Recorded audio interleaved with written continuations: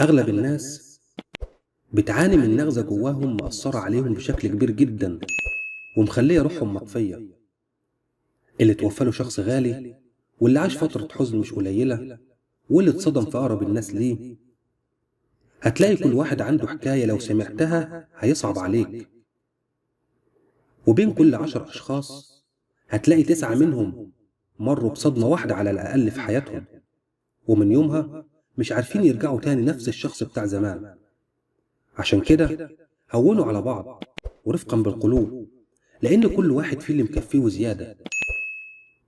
بس أكتر الحاجات اللي بتخلينا نصبر ونتحمل ونرضى إن ربنا مطلع على كل اللي بيحصل. أعتقد إن مفيش سبب للتحمل غيرها أصلا.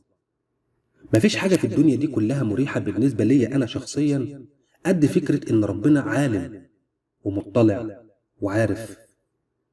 عالم بنيتك حتى لو كانت مش زي أفعالك، عالم بصدقك وحسن نيتك حتى لو كل الناس أساءت الظن فيك، عالم بمحاولاتك والتعب اللي تعبته في مشوارك كله، عالم بإحساسك، عالم بالكلام اللي عمره ما طلع ولا هيطلع لحد، وعالم بكل حاجة أو أي حاجة.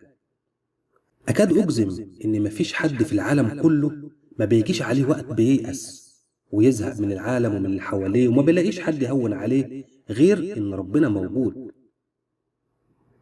ربنا موجود وعالم بكل حاجة وقادر على كل حاجة.